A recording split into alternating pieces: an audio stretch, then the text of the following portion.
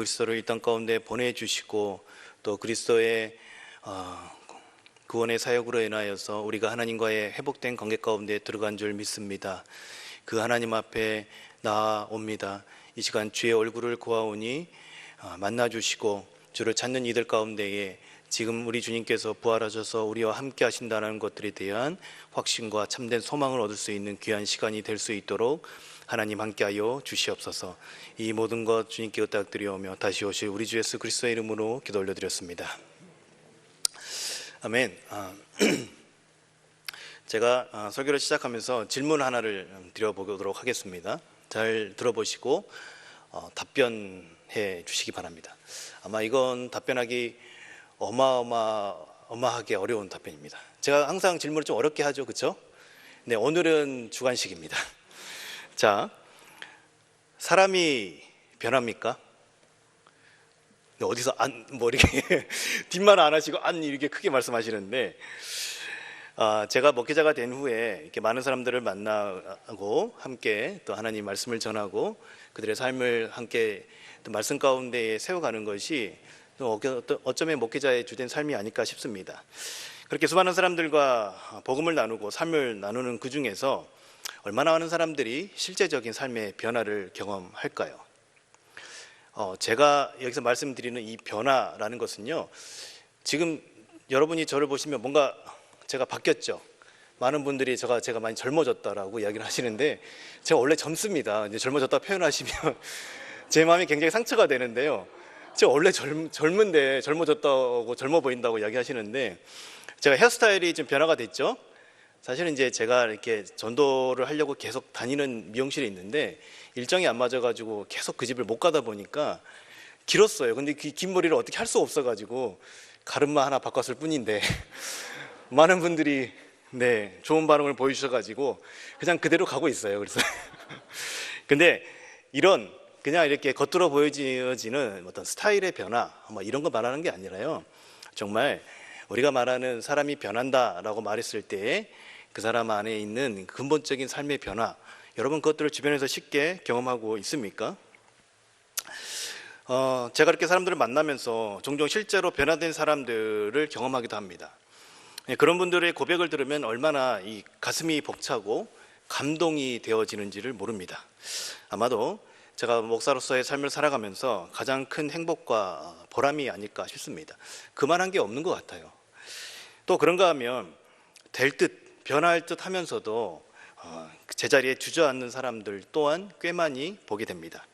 아니 어쩌면 처음보다 더 못한 자리에 앉는 사람들도 상당히 많이 경험하게 됩니다. 그런 모습을 바라볼 때에 목사로서 겪는 가장 큰 아픔이고 슬픔이 바로 그 순간이 아닐까 싶습니다.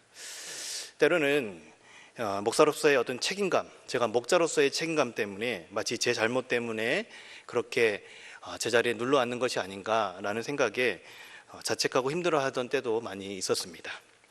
그만큼 이 사람이 변화한다는 것은 쉬운 문제는 아닌 것 같습니다.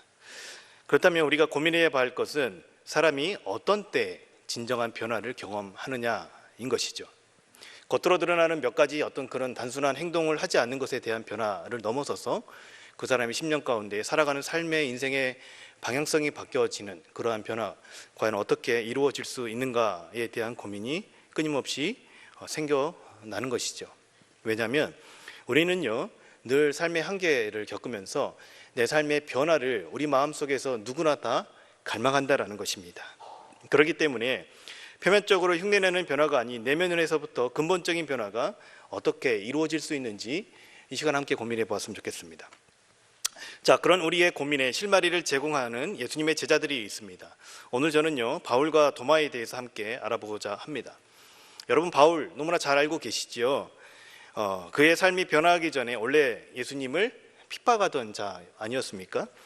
유대교에 열심히 있었던 그는 예수님을 따르는 이들이 유대교의 정체성을 교란시키는 이단으로 여겼다라는 것이죠. 그래서 그들을 잡아다가 벌을 받게 하는 것이 자신이 할 수 있는 최선, 하나님에 대한 열심과 하나님에 대한 사랑을 표현하는 것으로 여겼던 사람이 바로 바울입니다. 그렇게 자신의 강한 신념에 차 누구보다도 열심히 예수님의 제자들을 핍박하던 이가 회심이라는 것을 경험하게 됩니다. 그리고 그 다음에 신약 성경의 13권을 저술하며 역사상 가장 위대한 복음 전도자가 바로 바울이 된 것이죠. 그리고 당시 황제 권력의 중심부인 그 로마에 보내는 편지에 황제가 세상의 진짜 왕이 아니라 예수님이 왕이시다라는 내용들을 기록한 사람이 바로 바울입니다. 그는요, 정말 예수님을 사랑하는 사람이 되었고 예수님을 위해 목숨을 아끼지 않는 사람이라는 것을 그가 쓴 서신서 곳곳에서 확인해 볼 수가 있습니다. 여러분, 한 사람의 삶이 송두리째 변화하는 부분들을 우리는요 가볍게 여길 수 없을 것입니다. 바울이 자기가 핍박하던 예수 그리스도의 사도로 부르심을 받은 것을 은혜라고 고백하고 있습니다. 그분을 전할 수 있다는 것이 자신의 삶에 있어서의 가장 큰 영광이라고 표현하고 있는 것이죠. 핍박자에서 예수님을 사랑하는 자가 된 바울, 여러분, 이것이 가능한 것은 그 예수님에 대한 근본적인 인식의 변화가 생겼기 때문에 가능하다라는 것입니다. 그렇게 그 어렵다라는 사람이 변하게 된 것이죠. 무언가 있기 때문에 그의 삶이 변화할 수 있었을 것입니다. 자, 오늘 우리가 함께 읽었던 본문에 등장하는 인물이 나오지요. 누구입니까? 네, 도마이지요, 도마. 그런데 우리가 사도 도마를 부를 때 항상 붙이는 수식어가 있죠. 한번 해볼까요? 무슨 도마입니까? 네 글자입니다. 한번 해볼까요? 수식어 한번 붙여보겠습니다. 큰 목소리 한번 해보십시오. 아마 모두가 다 나올 겁니다. 무슨 도마입니까? 그렇죠. 의심 많은 도마, 이렇게 부르죠. 네, 도마는 바로 그런 사람이었습니다. 늘 그의 이름 앞에 의심이라는 단어가 붙어 다닙니다. 그런데요, 가만히 제가 어느 날 도마 입장에서 한번 생각을 해보니까 이것만큼 억울한 일이 없겠다 싶은 생각이 들더라고요. 보세요. 지금 이 본문에서 나타나 있는데 예수님의 다른 제자들은 예수님의 부활을 목격했습니까? 했습니까? 너무 어렵죠, 질문이 또. 예수님의 모든 제자들은, 도마를 제외한 모든 제자들은 예수님의 부활을 실제로 목격했습니다. 그 자리에 누구만 없었어요? 무슨 화장실이 급했는지, 배가 고팠는지, 사랑하는 여인이 불렀는지 알 수 없지만 그 자리에 도마만 없었던 것입니다. 그리고 그 중에는요, 베드로와 요한은요, 예수님의 무덤에 가서 빈 무덤을 확인까지 하고 온 사람이에요. 그렇죠? 심지어 예수님께서 마지막에 승천하시기 전에 그 40일을 제자들과 함께 이제 시간을 보내신 다음에 승천하시기 전에 기록된 마태복음 28장 17절에 보면요, 그때까지도 뭐라고 말하냐면요, 예수님을 배웠고 경배하나 아직도 의심한 사람들이 있다라고 기록하고 있습니다. 도마뿐만이 아니라 실제로 부활하신 예수님을 만나고도 의심하는 사람들이 있었다라는 것이죠. 그러나 도마는 어땠습니까? 부활하신 예수님, 오늘 본문에 나타나 있는 예수님을 만나기 전에는 못 믿겠다고 이야기했지만 부활하신 예수님을 만나자마자 어떻게 합니까? 바로 어떤 고백을 합니까? 그 유명한 신앙 고백, 나의 주, 나의 하나님이라는 고백을 합니다. 그가 의심한 것은 사실이지만 그것은 경험하지 못한 것에 대한 의심이었던 것이죠. 제가 이 도마 선생님의 입장을 조금 변호해 드려야 될 것 같아서 천국에 가면 저를 좀 이렇게 기뻐하시지 않으실까. 네. 자, 보세요. 그 후에 그 예수님, 부활하신 예수님을 만난 다음에 이 도마가 어떻게 되었습니까? 위대한 전도자의 삶을 살아간다는 것입니다. 전승에 의하면 인도 지역에 가서 복음 전도를 하다가 순교를 했다라고 합니다. 자신의 삶을 성두리째 주님께 올려드렸다는 것을 알 수 있습니다. 비록 처음에는 예수님의 부활에 그 의심을 품었지만 훗날 위대한 신앙의 고백을 남기고 그 신앙의 고백과 같은 삶을 살았던 이가 오늘 본문에 나타난 도마입니다. 놀라운 삶의 변화를 이룬 것이죠. 자, 지금 우리가 이 두 인물을 살펴보았는데요, 사실 이 두 인물은요, 삶의 변화를 경험하기 굉장히 힘든, 쉽게 말하면 굉장히 까다로운 사람이에요. 어쩌면 저와 여러분만큼, 아니 그 이상 힘든 사람이었을지도 모릅니다. 먼저요, 바울과 같은 사람은 어떤 사람이냐면요, 자신의 신념에 강한 확신에 차 있는 사람. 우리 주변에 그런 사람이 있죠. 그런 사람들 여러분 복음 전도하기 쉽습니까? 아니요, 말이 안 먹혀요, 이런 사람들한테. 그렇죠? 그런 사람이었어요. 그것도 어떤 신념이냐면 종교적 신념. 이거는 누구도 그 감히 넘볼 수 없는 신념에 가득 차 있는 사람이었던 것입니다. 자신이 믿던 하나님에 대한 굳건한 믿음과 신념, 거기에 대한 그 하나님을 굉장히 사모하는 마음으로 열심히 공부도 했던 사람입니다. 그 신념이 옳다고 여겼기 때문에 그 신념을 따라서 예수를 믿는 사람들을 핍박하는 것이 옳다고 여기면서 살았던 인물이 누구라고요? 바울이라는 사람이에요. 강한 신념을 지닌 이들이 그 신념의 변화를 걷고 예수님의 제자가 된다는 것은 그렇게 간단한 문제가 아닙니다. 여러분, 지금의 예를 좀 피부에 와닿게 예를 들어본다면요, 이슬람을 믿는 이들이 우리가 생각하지 못하는 아주 상식 이하의 상식 밖의 행동들을 하잖아요. 과격한 행동을 한다거나 테러를 한다거나, 그것이 다 그들의 신념에 의해서 움직인다라는 걸 생각해 보십시오. 이게 사람이 가지고 있는 신념, 특별히 종교적 신념이라는 것은 아주 엄청난 것입니다. 또한 여러분, 도마라는 인물은 어떤 인물일까요? 자신이 경험하지 못한 것은 믿지 않는 사람입니다. 이러한 경험주의의 사람들은요, 이 시간에, 이 시대, 이 과학 시대를 살아가고 있는 이 시대에 많이 나타나는 보편적인 사람들의 양태라고 할 수 있을 것입니다. 우리가 25절에는 뭐라고 이야기하냐면요, 다른 이들이 뭐라 하든지 간에 뭐라고 말합니까? 내가 직접 그의 손에 못자국을 보며 내 손가락을 그 못자국 속에 넣으며 내 손을 그 옆구리에 넣어보지 않고서는 뭐라고 말합니까? 내가 믿지 않겠다 라고 말하는 것이지요. 이게 무슨 말입니까? 내가 실제로 경험하지 않는 일은 내가 믿을 수가 없다라는 것이죠. 도마가 어떤 사람인지를 잘 보여주는 대목이라고 보여집니다. 그런데요, 그런 그가 예수님의 부활을 경험하기 전에 이 도마가 직접 했던 경험이 있습니다. 이 경험한 것을 믿고 경험한 것을 붙들고 살아가는데 매우 중요한 가치를 두는 도마가 예수님의 부활을 경험하기 전에 그 직전에 경험했던 것이 무엇입니까? 무엇일까요? 예수님의 십자가상에서의 죽음입니다. 무슨 말인지 이해가십니까? 도마가 예수님의 부활을 왜 믿지 못했는지를 좀 알 수 있겠지요. 바로 예수님의 죽음을 그가 경험했던 것입니다. 그렇게 그는요, 의심의 여지 없이 예수님의 죽음을 어떻게 해요? 받아들이고 믿었던 사람이에요. 왜냐하면 자기가 그걸 보았고 경험했기 때문에. 그러나 그가 부활하셨다는 것을 믿는 것은 무척이나 어려운 일입니다. 왜냐하면 도마와 같은 사람들의 특징은 경험한 것만을 받아들이는 사람들이기 때문에 그런 것이죠. 그런 그가 예수님의 부활을 믿고 그분의 제자로 평생의 전도자로서 사도의 삶을 살아갔다라는 것은, 여러분, 그것은 무엇을 의미하는 것일까요? 이것은 예수님의 부활이 실제로 있었다라는 것을 보여주는 중요한 사건이기도 하는 것입니다. 예수님이 실제로 부활하셨고 그 부활하신 예수님을 도마가 직접 경험했기 때문에 이 사람의 삶이 변화가 되었다는 것이죠. 자, 여러분, 이 두 사람의 공통점이 있지요.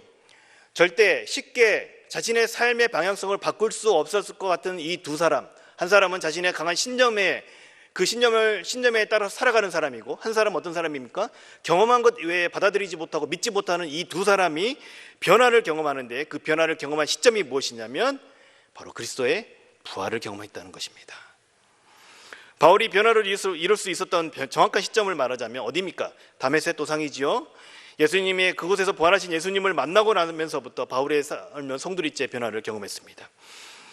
그 부활하신 예수님을 만나고서 그가 이 땅에 오신 하나님의 아들이심을 확실히 이 바울은 알 수가 있었던 것입니다. 왜 그랬냐면 이 바울이라는 사람은 구약에 능통한 학자였기 때문에 그런 것이지요. 그는 부활하신 예수님을 만나고서 구약에 예언되어 있던 그 모든 것을 성취하신 분이 누구시라고요? 예수님이라는 것을, 부활하신 예수님을 만난 다음에 확신을 얻을 수가 있었던 것입니다. 자신이 기존에 가지고 있던 모든 신념의 체계가 무너지고 새롭게 자신의 삶에 있어서의 새로운 주권자를 모시는 과정이 바로 그 다메섹 도상에서 일어난 것입니다. 여러분, 도마는 어떻습니까?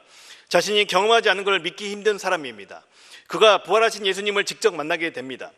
예수님의 부활을 경험하게 된 것이죠. 그리고 그분 앞에 굴복하면서 나의 주, 나의 하나님이심을 고백하게 된 것입니다. 사랑하는 여러분, 오늘은요, 이 부활이라는 것이 이 두 사람에게 실제 경험된 사건이라는 것에 우리가 비중을 두고 함께 바라보았으면 좋겠습니다. 바울과 도마가 경험한 부활이라는 것이 사실이 되면 어떻게 되는 것일까요? 그것이 우리의 어떤 믿음의 영역, 이거 그냥 그리스도이니까 믿어야 되는 것이다가 아니라 실제로 우리 역사 가운데 그 일들이 일어났다고 한다면, 그것이 정말 사실이라고 한다면 우리의 삶은 어떻게 달라지는 것일까요? 만약 그게 사실이라고 한다면요, 우리는요, 성경에서 말씀하고 있는 그 모든 내용을 1.1획도 가볍게 여길 수가 없게 되는 것입니다. 왜 그렇습니까? 예수님이 성경대로 이 모든 것을 이루셨기 때문에 그런 것이죠. 또한 성경은 이루어질 예언도 이것에 되어 있기 때문에 그런 것입니다. 만약 그것이 사실이라면 우리는 성경이 전하는 내용에 굴복할 수밖에 없게 된다는 것입니다. 우리의 삶에 대한 근본적인 처음과 삶에 대한 근본적인 질문에 대한, 우리의 삶의 끝에 대한, 우리가 살아가야 될 그 이유에 대해서 말씀해주고 있는 유일한 책이 바로 이 성경이기 때문에 그런 것입니다. 만약 부활이 사실이라면 이 땅에 오셨다가 죽으시고 부활하신 예수님을 통해서 우리가 그토록 찾기 원하고 우리가 그토록 알기 원하고 그토록 만나기 원하는 하나님에 대한 흔적을 발견할 수가 있다는 것입니다. 사도 요한은 이렇게 고백합니다. 우리가 한때 그를 볼 수도 있었고 만질 수도 있었다라고 기록하고 있습니다.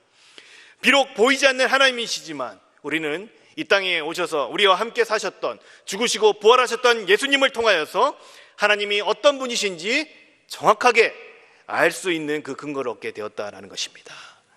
그에 대한 정확한 근거가 무엇이라고요? 예수님의 부활입니다. 인간의 몸을 입고 예수님이 하나님이라는 것을 우리가 부활로 확신할 수 있는 이유는 그가 유일하게 사망이 가둘 수 없는 존재라는 것이지요. 어느 위대한 사람도 정복할 수 없었던 죽음을 정복한 이가 되시기 때문에 그런 것입니다. 여러분, 부활이 가능한 존재는 생명을 창조하신 창조주 하나님 뿐이라는 것입니다. 그렇게 우리는요, 로마서 1장 4절의 말씀에 이렇게 기록되어 있습니다. 로마서 1장 4절 말씀 보도록 하겠습니다. 죽은 자들 가운데서 어떻게 해요? 부활하사 능력으로 하나님의 아들로 선포되셨으니 곧 우리 주 예수 그리스도시니라. 이 말씀을요, 우리는 조금 더 무게감 있게 받아들여야 하는 것입니다. 그렇다면 오늘 저는 그 중요하다는 이 부활, 그 부활이 실제로 일어나는 것인가에 대한 부활의 역사성에 대해서 함께 좀 살펴보도록 하겠습니다.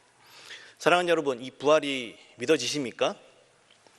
그것이 쉽게 믿어지셨나요?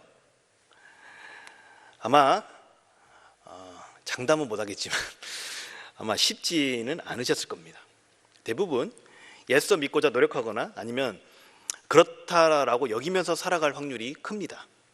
설령 우리 안에 믿음이 있다고 해도 그 안에 이 의심의 고리를 완전히 제거하는 것은 쉽지가 않습니다. 이것은 약간의 믿음의 영역으로 우리가 믿어가는 것이지 그게 실제 일어났을까라는 그런 의구심들이 누구나 가질 수 있다라는 것입니다.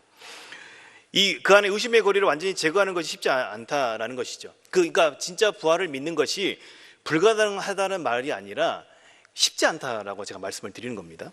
왜냐면요, 이 부활이라는 것은요, 우리 인간 세계에서 일어날 수 없는 것이기 때문에 믿기 힘든 것이 사실이에요. 마땅한 거예요. 그것은 우리가 믿음이 없기 때문이 아닙니다. 이 자연계에서 우리 인간사에서 일어날 수 없는 일이 일어났기 때문에 우리가 온전한 믿음을 올려드리기는 힘든 부분이 있다는 것입니다. 성령께서 우리에게 은혜를 주셔서 받아들이고 믿게 되는 것은 말 그대로 그것은요, 은혜입니다. 은혜예요. 여러분들이 뭔가를 잘 믿어서 그 믿음의 확고하게 섰어 했다기보다는 진짜 성령께서 그 주시는 마음의 확신과 그것이 믿어지고 깨달아지는 것은요, 진짜 은혜인 거예요. 그러나 보편적인 인식론에서 제자들과 같은 반응을 보일 수밖에 없다는 것입니다. 왜 그러냐면 부활은 우리 인간 세계에서 일어날 수 없는 것이고 경험되지 않았던 사건이고 예수님 이후로 아직까지 누구도 경험해보지 못한 사건이기 때문에 그런 것입니다. 이것은 예수님만이 유일하게 사망을 이기시고 부활하신 다음 다시 죽음을 맛보지 않았음을 이야기해 주는 것이지요. 만약 예수님이 실제로 다시 살아나셨다면 우리는 죽은 자는 결코 다시 살아날 수 없다라는 모든 인간에게 적용되어지는 이 일반 법칙에서 단 한 명의 예외를 찾을 수가 있다라는 것입니다. 그것이 누구이십니까? 우리의 믿음의 대상이신 예수 그리스도, 오직 유일하게 예수님만이 그 예외를 찾을 수 있다는 것입니다. 마찬가지로 여러분, 성경에서 증언하고 있는 것과 같이 예수님이 죽음을 정복하셨다라는 것을 이 부활을 통하여서도 입증이 되는 것입니다.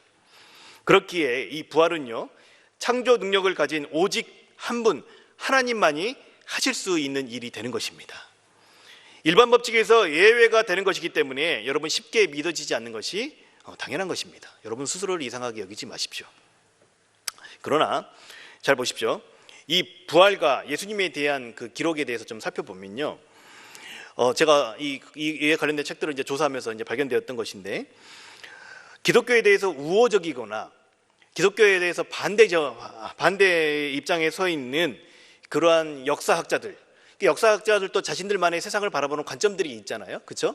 근데 어떤 사람들은 기독교가 역사의 중심 가운데 있다라고 생각하면서 기독교에 대한 우호적인 입장을 가진 사람들이 있어요. 또 어떤 사람들은 기독교를 인정하고 싶지 않고 다른 것으로 세상을 풀어가려는 사람들이 있다는 거예요.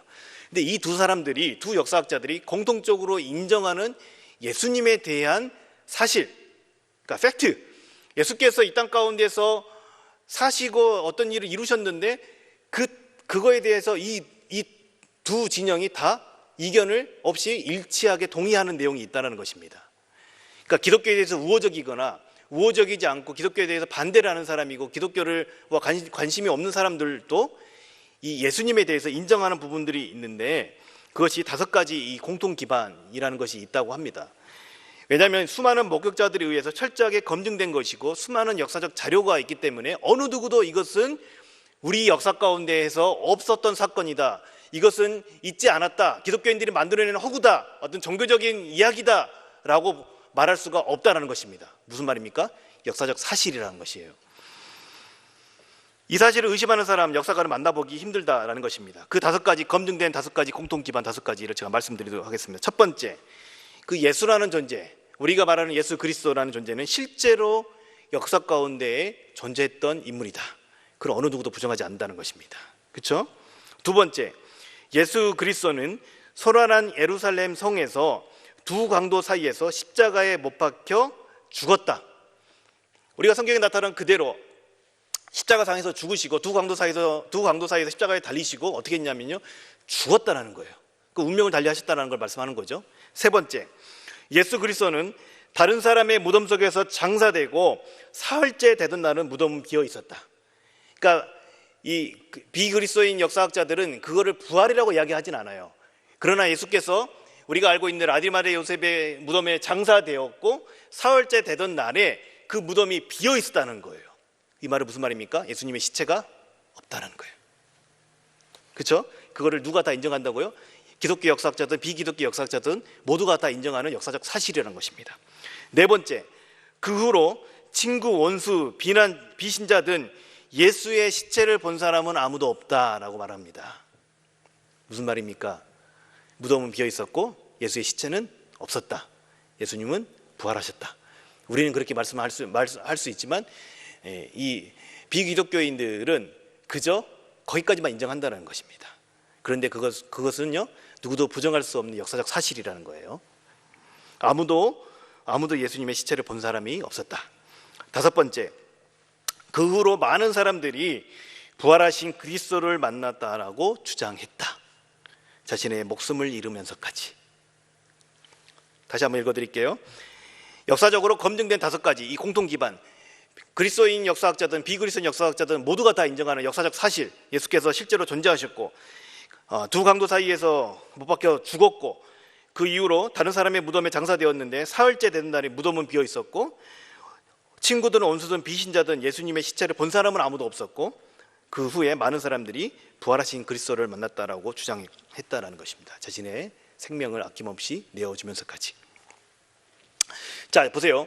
이 5가지 공통 기반에 대해서 어느 누구도 부정할 수 없다라는 것입니다. 왜냐하면 그에 대한 근거가 성경 이외에도 너무나 많기 때문에 어느 누구도 거기에 대해서 함부로 그것이 가짜다, 기독교인들이 만들어낸 얘기다 라고 말할 수가 없다라는 것입니다. 그렇다면 이런 공통 기반은요, 무엇을 말하냐면요, 예수님께서 실제로 우리와 함께 사셨다라는 것을, 역사적 사실을 증명해 주는 것이 되어지는 것입니다. 또한 부활이라는 것을 증명해 주는 사건이 되는 거예요. 3번, 4번, 5번 그 공통 기반의 내용들이 다 예수님의 부활의 증거가 되기 때문에 그런 것이죠. 이러한 공통 기반을 배경으로 예수님의 부활의 사실성들을 조금 더 살펴보도록 하겠습니다. 수많은 예수님의 부활의 증거가, 역사적 증거가 있겠지만 저는 오늘 2가지만 살펴보도록 하겠습니다. 먼저 시체가 없다, 예수님의 무덤은 비어 있었다라는 것을 다시 한번 살펴보고자 합니다.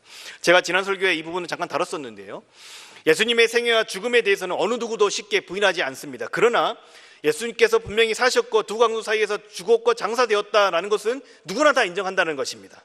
그런데 장사된 무덤은 비어 있었습니다. 누구나 다 예수님이 사셨고 죽으셨는데 장사된 무덤은 비어 있었다는 것입니다. 시체가 없다는 것은 부활의 가장 강력한 증거가 되는 것입니다. 거기에 여러 반박하는 의견들이 있는데 제가 몇 가지를 한번 소개해 보도록 하겠습니다. 이 빈 무덤, 예수님의 시체가 없다라는 것에 대한 반박하는 의견들, 그 내용들을 조목 살펴보다 보면요, 오히려 예수님의 부활이 더 확실해진다는 것입니다. 어떤 사람이 이렇게 얘기합니다. 예수께서 십자가상에서 죽으신 것이 아니고 잠시 기절하셨다라고 주장한다는 겁니다. 자, 이런 상상력이 참 저는 더 놀라운 것 같아요.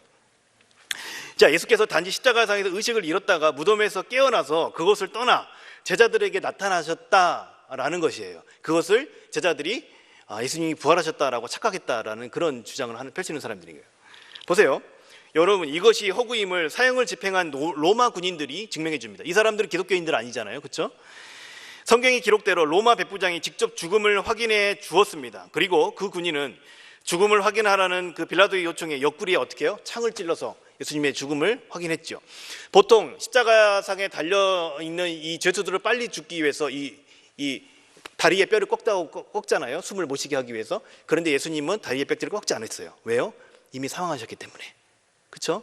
그거를 확인하기 위해서 옆구리에 창을 찔렀잖아요. 자, 100번 양보해서 다시 한번 생각해 보겠습니다.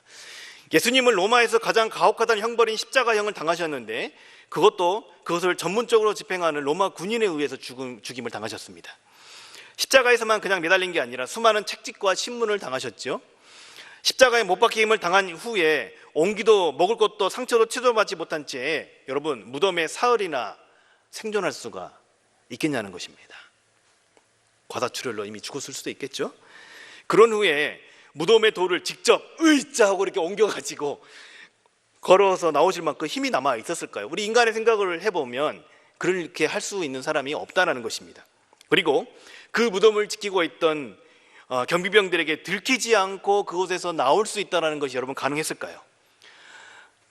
자, 또 자비를 베풀어 한 100번 양보해서 만약 그것이 가능했다라고 하더라도 거의 죽어가는 몸을 이끌고 자신들 앞에 선 예수님을 보고 와, 우리 주님이 부활하셨다 하고 제자들이 자신들의 예수께서 죽음을 극복했다라는 그런 인상을 얻고 나도 예수와 같이 그렇게 부활의 증인으로서 삶을 살아야겠다라는 고백이 가능했겠냐 하는 것입니다. 그렇게 다 죽어가는 모습으로 그곳 가운데 왔던 그 예수님의 모습을 보고 자신들의 목숨을 걸 사람들은 없을 것입니다.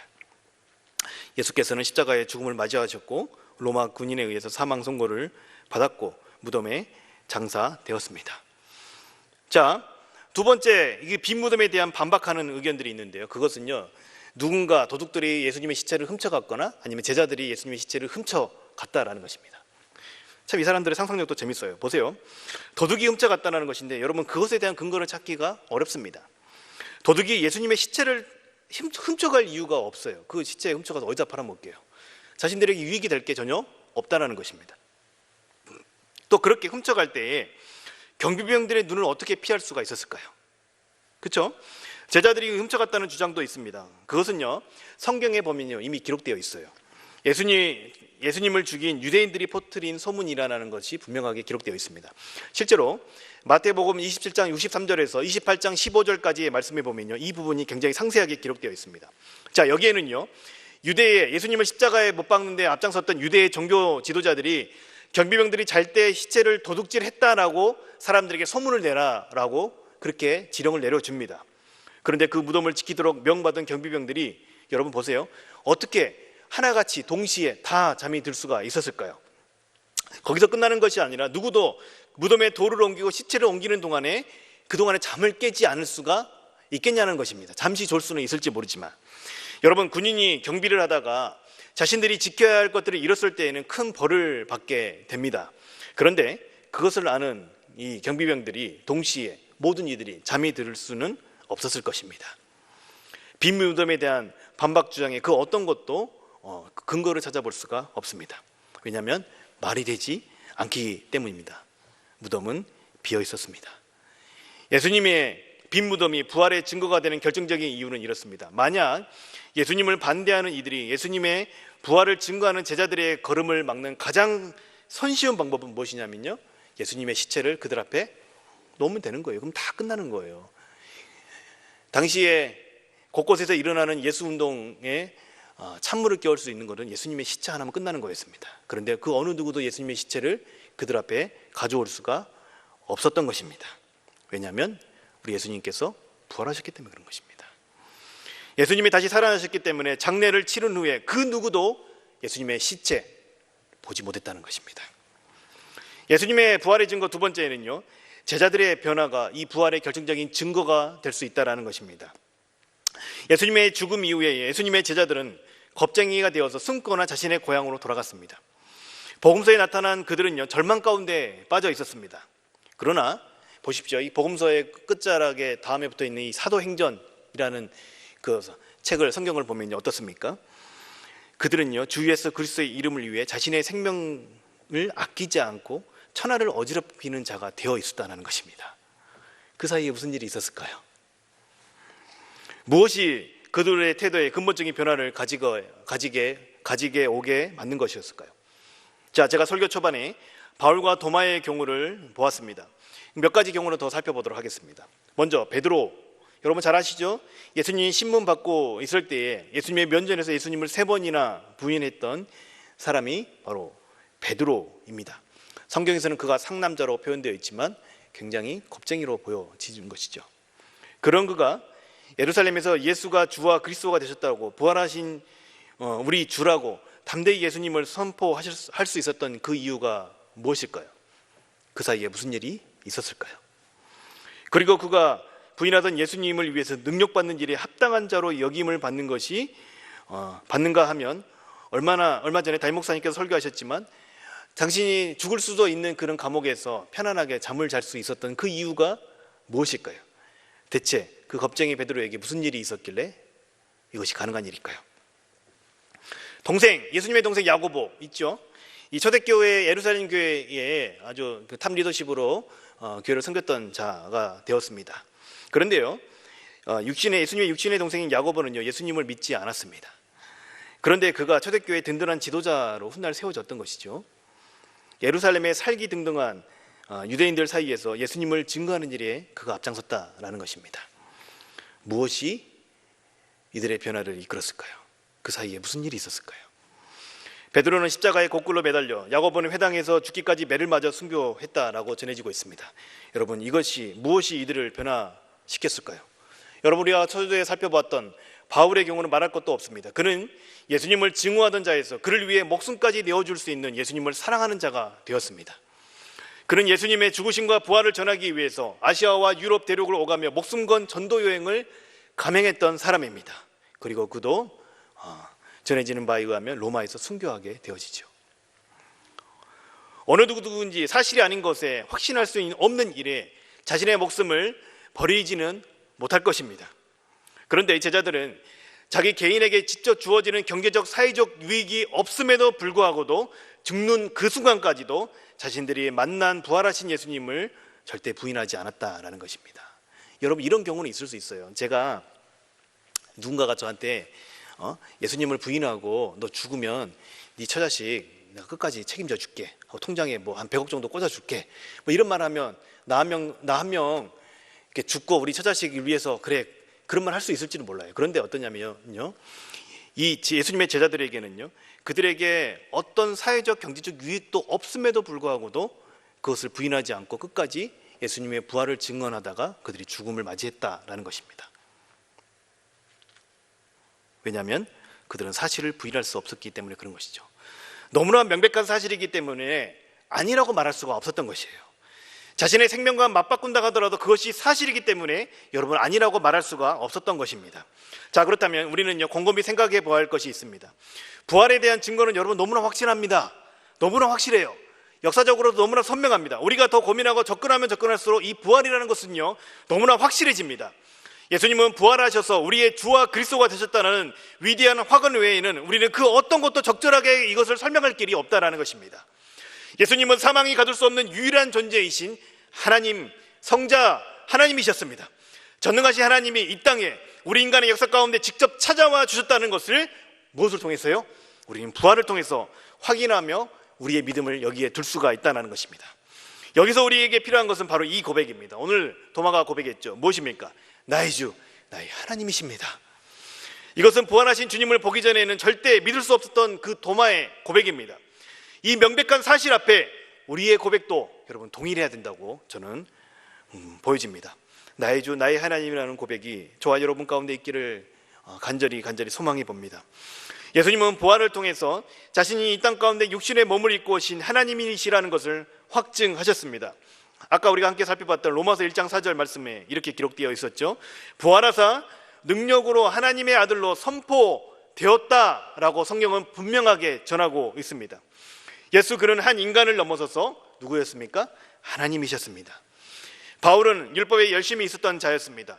여러분, 예수께서 그가 부활하신 예수님을 만나고 난 다음에 깨달았던 것이죠. 자신이 핍박하던 그 예수가 바로 그 하나님이시라는 사실을, 그 예수님이 죽은 것은 예루살렘에 살던 모든 이들이 부정할 수 없었던 사실이었습니다. 바울도 그 예루살렘에 있었고요, 이 사실을 바울도 분명히 알았던 것이죠. 그런 바울 앞에 누가 나타났습니까? 부활하신 예수님이 나타났다는 것입니다. 그리고 그제서야 그는 알게 된 것입니다. 그가 바로 구약에 예언되어 있던 이 세상을 악으로부터 구원할 하나님의 아들 메시아, 우리의 구세주 그리스도 예수이시라는 것을 그가 알게 된 것입니다. 우리는 이제 부활을 통해서 확신할 수 있습니다. 아니요, 더 이상 우리는 부정할 수 없게 된 것입니다. 바울뿐만이 아니라 우리도 이 땅에 전능자 하나님이 오셨다 가셨다라는 것을 확신하게 알 수 있게 되었고, 어떻습니까? 어느 누구도 거기에 대해서 부정하고 핑계할 수 없게 되었다라는 것입니다. 우리 인간 세계에서 일어날 수 없는 일이 우리 역사 가운데 일어났다는 것을 우리는 부활을 통하여서 확신할 수 있게 된 것이죠. 죽음을 이기시고 정복하신 유일한 존재이신 창조주 하나님이 이 땅에 사셨다는 것을 우리는 알게 된다는 것입니다. 여러분요, 바울은요, 지식으로 알고 있었던 그 하나님을 만났습니다. 인격적인 하나님과의 만남을 통해서 그의 삶이 어떻게 됩니까? 성수리째 변화를 경험하게 되었던 것입니다. 여러분, 하나님을 만나야 근본적으로 사람이 변화할 수 있게 되는 것입니다. 제가요, 신학을 하고 사역을 한 10년 정도 이렇게 했는데요, 그 하는 과정 가운데서 수많은 변화들을 저도 경험하면서 거듭거듭 경험했습니다. 지금도 제가 보면 참 연약함도 많고 부족하지만 돌이켜보면 참 놀라울 정도입니다. 이 말은요, 그럼 옛날에는 어땠냐라는 말이 될 수 있는 것이죠. 말을 말아야 되는 겁니다. 부끄럽습니다. 그랬던 제가 신학을 하고 하나님에 대한 지식이 쌓여서 소위 말하는 우리 신대원을 졸업을 한다고 그래서 사람이 변하는 걸까요? 아니요, 그렇지 않아요. 머리가 이게 아는 것이 많아지면요, 사람이 교만해져요. 그렇죠? 약간의 도움은 될 수 있을지 모르지만 그게 전부가 아닙니다.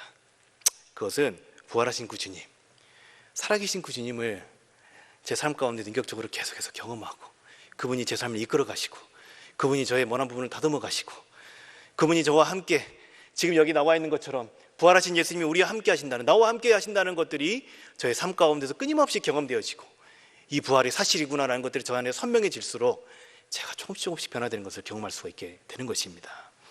여러분, 사람은요, 스스로 변화할 수 있는 힘이 없습니다.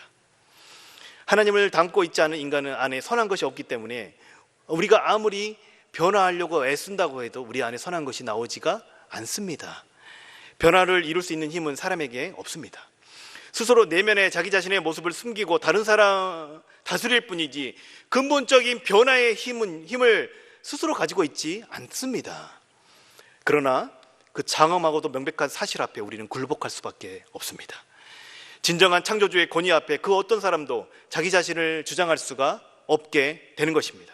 왜냐하면 그분이 우리를 있게 하신 분이시고 세상을 창조하신 분이시기 때문에 그런 것이죠.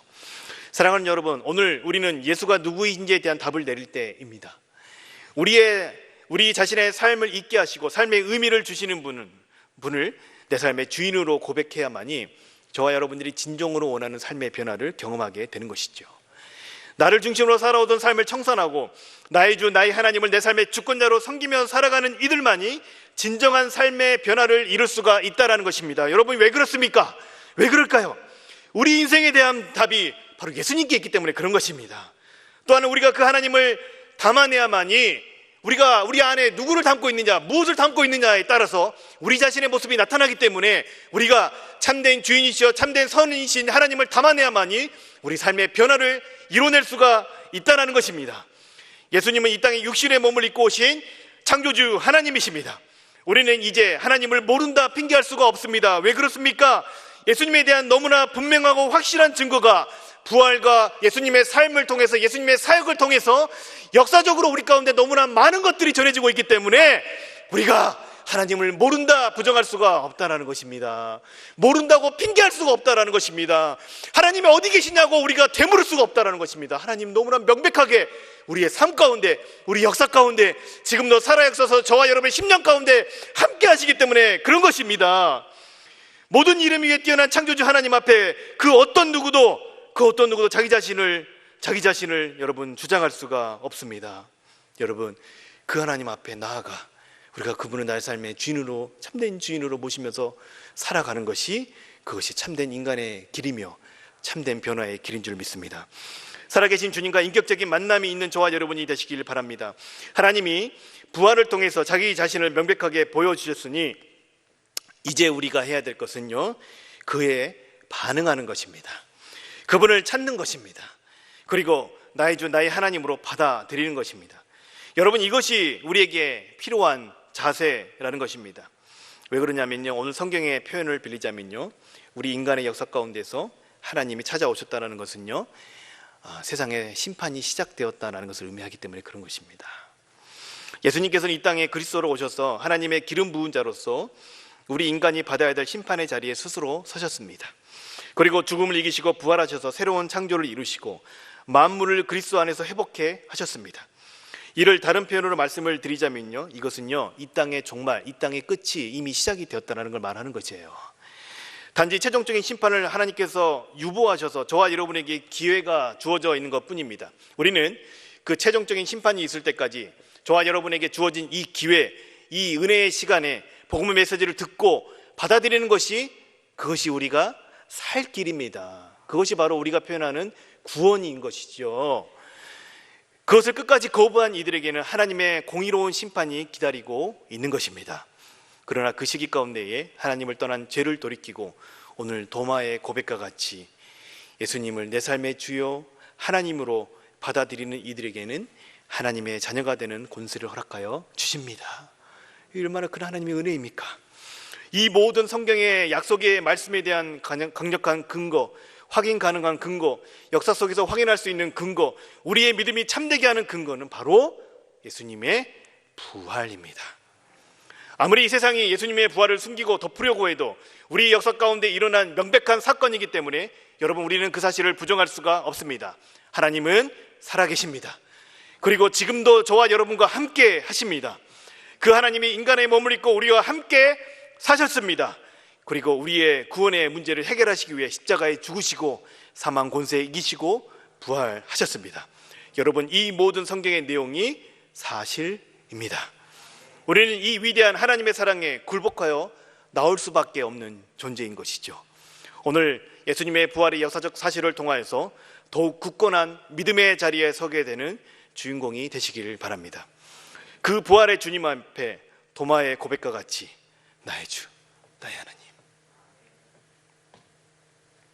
주님, 당신이 나의 주, 나의 하나님이십니다. 이런 고백과 함께 부활하신 주님의 그 사랑 앞에 우리 좀 굴복합시다. 굴복합시다. 하나님의 권위 앞에 굴복하여서요, 더 이상 우리가 우리 자신을 주장하지 말고 하나님의 그늘 아래 나아가 그분을 영원토록 누리면서 그분과의 관계 가운데서 영원토록 기뻐하며 그분의 다시 오심을 소망하며 살아갈 수 있는 저와 여러분이 되기를 간절히 소망합니다. 그 시작은 그 주님을 우리 마음 가운데 모셔드리는 것부터 시작하는 것입니다. 이 시간 함께 기도했으면 좋겠습니다. 이 시간 기도하실 때 그렇습니다. 여러분, 주님은요, 우리에게 단 한 번도 자기 자신을 숨긴 적이 없으세요. 단지 우리가 그분을 찾지 않을 뿐입니다. 이 땅 가운데 육신의 몸을 입고 오셔서 하나님이 우리 가운데 어떤 뜻을 가지고 계셨는지 보여주시고 우리의 그 모든 구원을 이루셨습니다. 그리고 무엇보다도 명확한 부활이라는 확실한 증거를 우리 가운데 주셨습니다. 세상이 아무리 우리를 속이고 세상이 아무리 우리를 흔들고 세상이 아무리 하나님을 부정한다고 해도 숨겨질 수가 없는 분이 바로 하나님이십니다. 여러분, 그 하나님 앞에 나아갑시다. 그 하나님 앞에 우리의 믿음의 고백을 올려드리며 이 시간 함께 기도하도록 하겠습니다. 아버지 하나님, 주님만을 온전히 바라보고 나가길 간절히 소망합니다. 주님만을 향해서 나가길 간절히 소망합니다. 우리 마음 가운데 그 모든 의심의 고리들 다 하나님 끊어버리고 하나님께서 우리의 역사 가운데 이루어놓으신 그 놀라운 사건들을 통하여서 더욱더 확고한 믿음 가운데 설 수 있는 저희가 될 수 있도록 주님 붙드시고 역사하여 주시옵소서. 우리 그리스도인들은 헛된 것들 망상 가운데서 우리가 믿고 맹목적으로 믿어가는 것이 아니라 하나님께서 우리 역사 가운데 이루어놓으신 그 놀라운 사실에 근거하여서 믿어가는 그 참된 믿음이 우리 기독교의 믿음인 줄 믿습니다. 주 하나님, 이 시간 예수님의 부활의 역사를 통하여서 정말 우리가 부인할 수 없는 하나님의 그 놀라운 사역과 놀라운 사랑에 우리가 반응하여 그 사랑에 우리가 굴복하여 주님, 당신이 나의 주, 나의 하나님이십니다. 당신만이 내 삶에 참된 의미를 주실 수 있는 분이십니다. 당신만이 내 삶을 이끌어 가실 수 있는 분이시고 당신만이 내 삶을 온전케 하시는 분이심을 고백하여 나아갈 수 있는 저희 모두가 다 될 수 있도록 하나님 붙드시고 역사하여 주시옵소서. 주님, 도마의 고백과 같이 나의 주, 나의 하나님 되신 주님 앞에 이 모든 걸 올려드립니다. 주님 홀로 영광받아 주시옵소서. 주님 감사합니다. 다시 오실 우리 주 예수 그리스도의 이름으로 기도 올려드렸습니다.